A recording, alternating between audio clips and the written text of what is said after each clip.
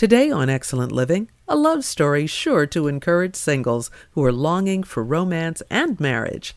Happily married wife and now mother, Anika Prather.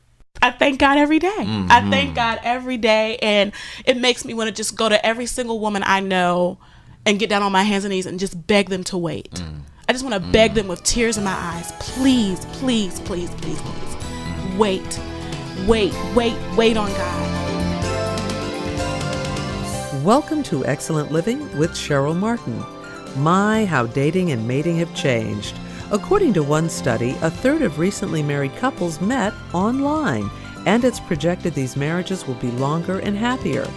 While online dating isn't for everyone, our guest today will tell you God is the perfect matchmaker. You'll want to stay tuned to hear the wonderful love story of Damon and Anika Prather, a couple who pledged to date and wait God's way. It paid off, but they didn't expect it to happen through social media. I had the privilege of attending your beautiful wedding in May of 2008, and when I was sitting there, I was thinking this is probably one of the most romantic weddings I've ever attended. What were your thoughts that day? Wow. I remember waking up that morning just thinking, as soon as I get out this bed and get started on my day, by the end of the night, I'll be married. And wow, it was just a wonderful feeling. It was an overwhelming happiness. I was telling Damon earlier today that I was not nervous at all. I wasn't scared. I had no doubts. I just felt an unexplainable joy and peace. I mean, the peace was unbelievable that I had about it, and it felt very romantic. It felt very magical that day. That's a good word to describe it. And also when I was sitting there, I was thinking that your love story to me would encourage any single who was in their late 20s, 30s, 40s, 50s. It was so encouraging because of how you met and then your willingness to wait for the person that God had for you. Because you were both how old when you got married? 35. 34. 34 when you yes, got married. yes. Did either of you expect that it would be that long, so to speak, before you met the right person? Not at all. I was supposed to be married at 21. Yeah, I was hoping early 30s, like Right. 30. Okay. 31 Okay. the latest. Right. And when I hit my 30th birthday, I remember being very sad on my 30th birthday because not only was I not married, I wasn't even dating anyone. And my parents knew I was low, so they threw me a really big 30th birthday banquet. And I remember being happy because all the church was involved. It was a big surprise, but feeling a sadness that, okay, well, I'm 30. He's still not here, you know. Were there times you wondered, Anika, especially for women, the pressure can be even greater to get married earlier, especially if a woman may not be married in her 30s. Were there times that you felt hopeless? Oh, yes, definitely. I went from a depressing hopelessness, and then as the years kept showing that it's not coming yet, to a I'm going to embrace this. So it was a hopelessness of ever seeing that dream come true, but not a hopelessness of life in general. But yet you were a committed Christian. You had accepted Christ early in life? 4 years old. 4 years old. Did you feel like God was unfair, that he wasn't answering your prayer? What were you thinking? I definitely felt he was unfair, and I found comfort in the story of Hannah. She's like my favorite biblical Even though she woman. was praying for a child. Right. Different, right, exactly. But because she was a good woman, but yet she's seeing this mean counterpart get all the children and treating her wrong. And as a single person who watched as friends got married, as young ladies got married who weren't waiting, and then me sitting there like, this is not going to ever happen to me, I felt like God was unfair. Not that I didn't want them to have a blessing too. You know, I wanted them to be happy and I rejoiced with them. But in the end, I would come home and be like, but Lord, what about me? Why aren't you blessing me in this way? At times, did you feel like your standards were too high? Yes. And what were your standards? First of all, you had to be saved. I wouldn't even talk to you if you were saved. And I had this rule, and some people think this was a little strict, that if I'm walking down the street and a guy just comes up and tries to get my number and take me out, I would say no. Because I'm thinking if a man is really godly, he's going to first want to know where I am spiritually. So I knew where he was right off if he came off talking to me and didn't know where I came from.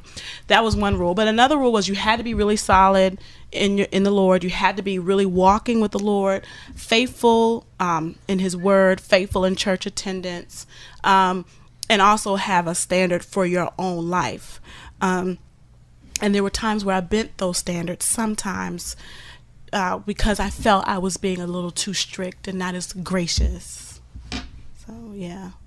But it's my understanding that both of you had also made a commitment as it relates to purity. Yes, exactly. Yes. And what was that? What was the rule or the vow? It was to remain sexually pure until marriage, Right. and to not engage in any type of sexual activity, Right. or just save myself, and in her case herself, for marriage. Yeah.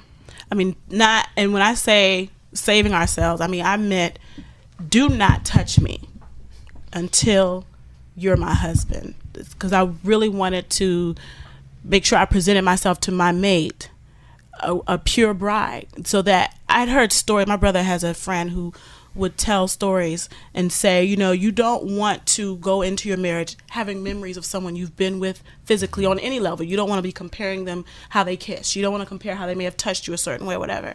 And I wanted my husband to know that I was completely his. So that standard I did not break. I stuck with that completely all the way up until we said I do. But you were beginning to wonder if you would be completely anybody's. Yeah, exactly. How did the two of you meet? Anika? Well, I was studying one day, and my mom, she had been talking to me about online dating. And I had tried it, a good amount of times, but it never brought back anything. It brought a couple of relationships that were really positive, but they didn't amount to anything. And so, but at this point, I had lost complete faith in it. And so, so I was studying at the computer, and she comes in. At the time I was living with my parents. She came in, and she's real, trying to be really careful how she, approaches the subject. And she says, I just really need to talk to you about something. And already I knew she was about to bring up something I didn't want to hear. So I said, yes, Mom. And I continued to work. And she says, I just feel the Lord is leading me to tell you need to do online dating again. I said, well, I haven't heard that word from the Lord. I didn't hear that. And so she says, no, really, honestly, listen to me. I keep hearing these commercials, and it's just in my spirit. I said, I'm not doing that.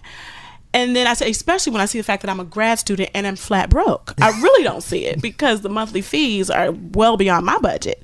She says, well, what if Daddy and I pay for it? I said, well, I'm not going to do that either. I said, you're already providing a roof for my, we went through this whole back and forth. And then finally she just stopped being really sweet about it. She said, you know what? You can't tell me what to do with my money. And she went and got her little check card and slammed it down in my face. She said, now you better join. And she sat with me while I filled out the online at that point, what am I supposed to do? Children obey your parents in the Lord, right? So I filled out with an attitude, mind you, filled out the online thing, and she sat there. She's okay, you done? Like I was doing a homework assignment, and I did, and then I still had an attitude, and I tested God, but I felt like he knew my heart wasn't being disrespectful to him or my mom, and I said, Lord, like Gideon putting out the fleece, I said, Lord, if this is coming from you.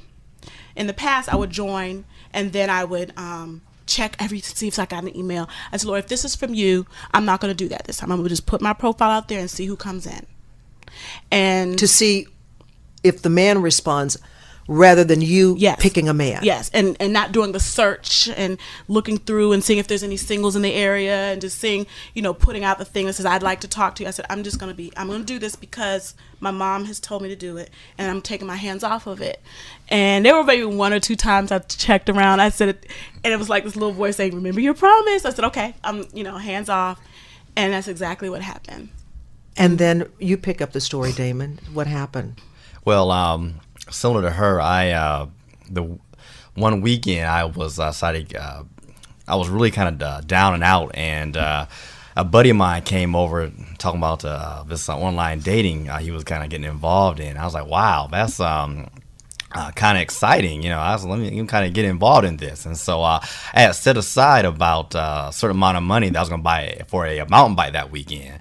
Once he got done telling about his experiences, I used this money to subscribe to the site, and then I dated numerous people for about a month or so. Well, not numerous, but a few people, and about mid-July, end of June, actually, I came across Anika's profile, and I had a certain criteria of what I was looking for in a woman, and I saw right off the bat she met a few of those, and I knew, once I talked to her, I kind of get to feel for her, see how she would.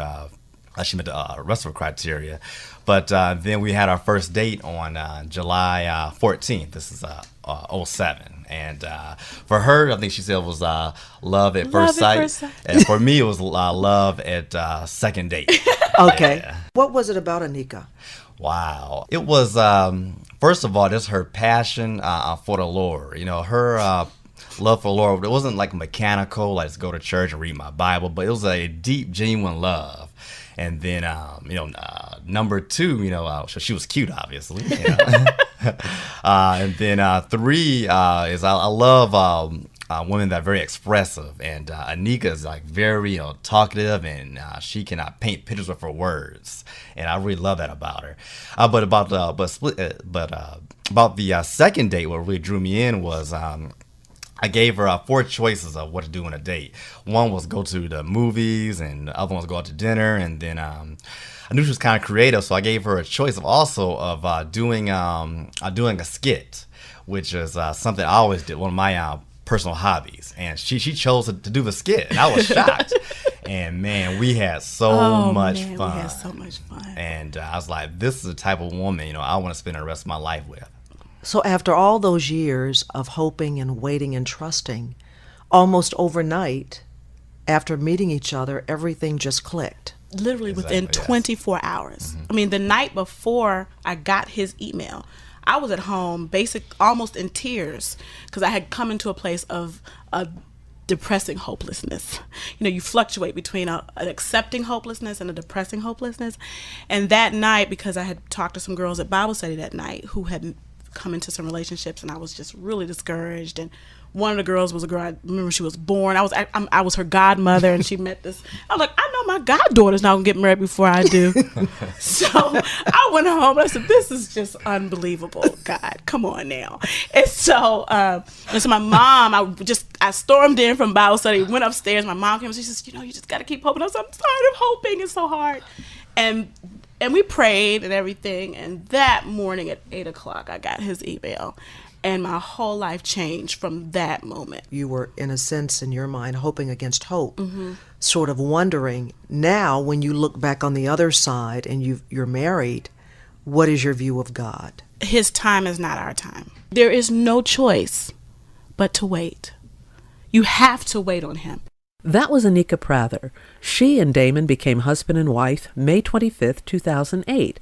They were both 34 and both virgins. You are listening to Excellent Living with Cheryl Martin. Anika and Damon are telling their love story, which included a commitment to remain sexually pure. It's my understanding that when you were dating, very early on, you had this attraction, but you also put some boundaries in place. Why is that, and what were they? When you have two people that are really like each other, mm-hmm. it's a natural tendency to drift toward to be physical. So right off the bat, we set some guidelines for, like, when she comes over to my place, that we wouldn't kiss or be nothing physical going on. In fact, our first kiss wasn't until we got engaged, and so we really tried to restrain our like kissing or being physical in that regard. Mm-hmm. And then also we is watching what shows we watch together. Mm-hmm. Can you think of any others? Just also having accountability. Yes. And I want to go back to when you said we wouldn't kiss when we were at your apartment, because he had his own place. So if we were having any physical contact or affection, I'll say, it was at my parents' house, and they had to be home. And so and awake and upstairs and moving around and could possibly walk downstairs if we're watching TV, you know.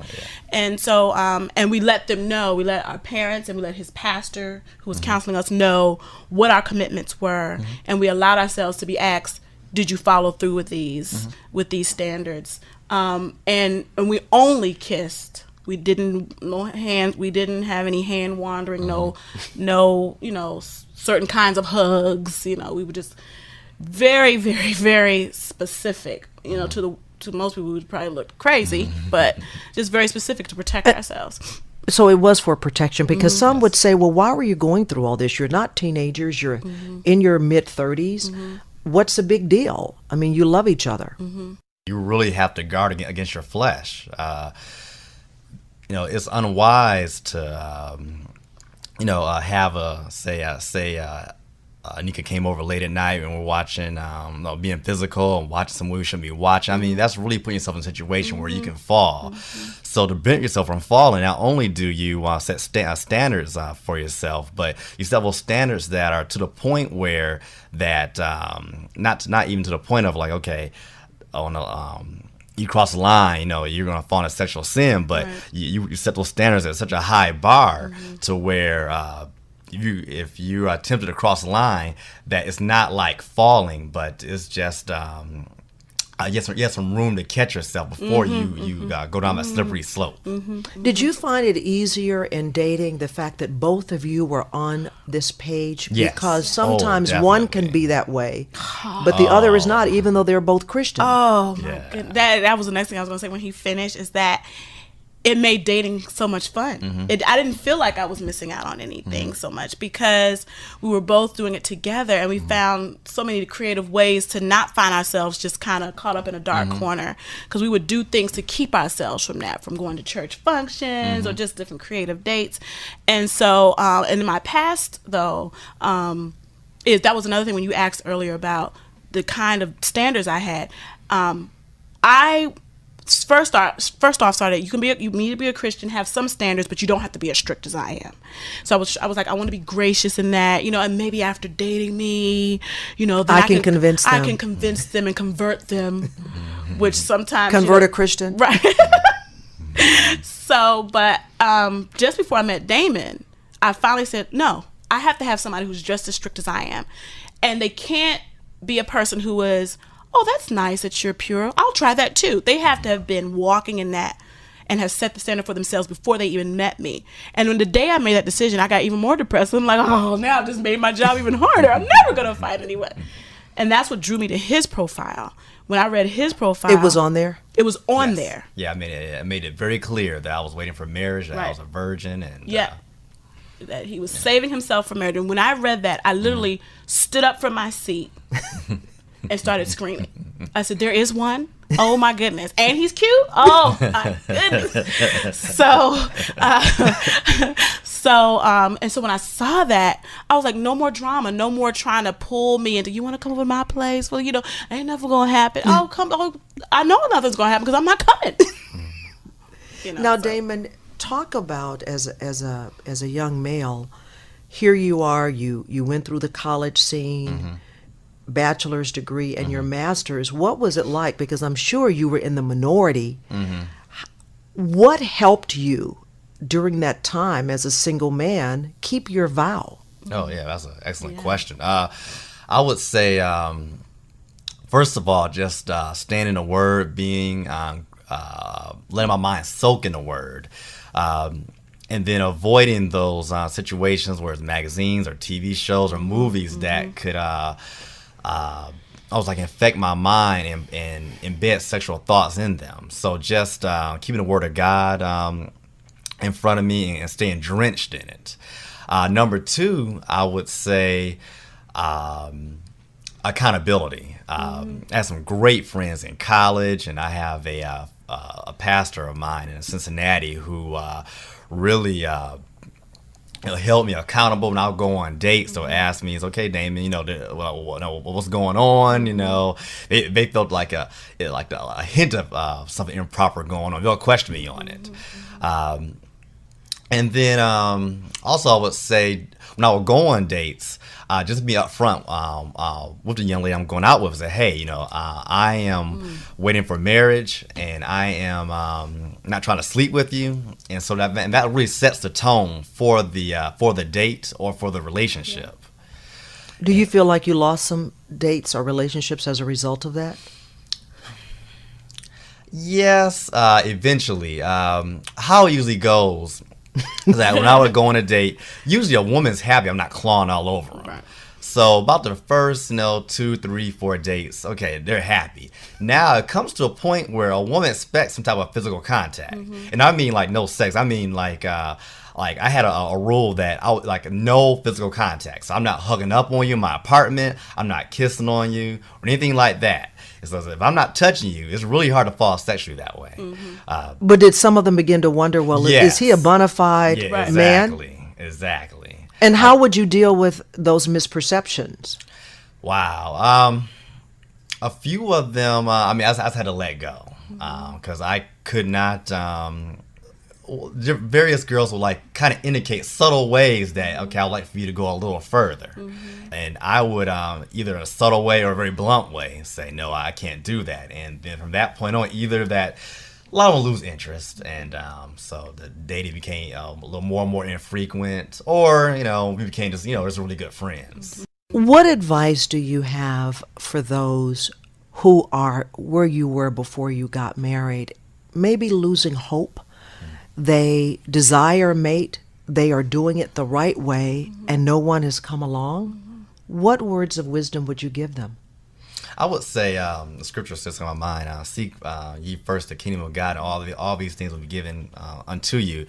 That Anika and I were married, at mid-30s, and but during that time period, we would have some times of loneliness, but for the most part, we were really going about seeking to do God's work. When I was in college, I started a Christian organization on campus, and Anika was involved in her drama ministry at church, and we were both focused on preparing ourselves for marriage, not only especially as myself as a man, career-wise, I'd be providing for my family, but Anika was preparing herself to be a wife and learn what it is to be a wife, and I was learning from my actually one of my accountability partners, my pastor, really taught me the key elements to being a spiritual husband. Right, because one of the things that I like about you, you weren't just sitting at home sulking. Both of Yes. you were very, very busy. Right. Yes. And Anika, you always had projects. You're a very creative person. It's not like you were sitting at home depressed. Right. You were out there developing your Right. your career, your drama ministry, your singing, your combo. Yeah. All of that. I mean, just staying as busy with the work of the Lord as much as possible. And also watching my mom. My mom, I thought, is like the most phenomenal wife and godly mother I've ever seen on this planet. And I made it a point to really look at her. And I remember maybe about 10 years before I met Damon, of course I was still living at home, and my mom came up to my bedroom, and it was of course a mess. And I think during a conversation I was talking about how I wanted to be married. She said, "You don't need to be married. You can't even keep a bedroom." And then she went on and talking about, God, if you're faithful over a few things, God will make you rule over many. Now, if you can't keep this bedroom, how are you going to keep a house? That really struck me. So I started looking into how she kept a home, and I was like, I'm going to take care of this bedroom like it's my home. Another thing as far as debt, I didn't want to bring debt to my husband. I knew I couldn't get rid of my school loans right off. I would need help with that one, but I got rid of all my credit card debt, any other outstanding debt. I paid it, took that time. I committed to the Lord, committed to paying it all the way down, so there was none. And just doing other things and just figuring out who I was, who God created me to be, so I could be a complete person when I came to Him. I thank God every day. I thank God every day, and it makes me want to just go to every single woman I know and get down on my hands and knees and just beg them to wait. I just want to beg them with tears in my eyes, please, please, please, please, please, wait on God. Because one thing that comforted me is I realized one day that as long as I'm breathing, there's always hope that I'll have a husband. My hope ends when I die. And that just comforted me because he could come at any moment. I mean, Damon came to me at a time I didn't even expect him to come. Your husband could be right around the corner, and you want to be ready for him. And whether or not you are going to get married, you have to stand before the Lord, because that's what matters, is your eternal treasure. And you definitely say it's worth the wait. Oh, Yes, my definitely. goodness, yes. So how would you rate God as a matchmaker? Can you even rate him? Yeah, I know. Scale of 1 to 10, it's a 20. Man, we're perfect. He matched us perfectly. Yeah. Perfect. There's no one else for me. What an inspiring love story, God style. Thanks so much, Damon and Danica, for sharing it on Excellent Living.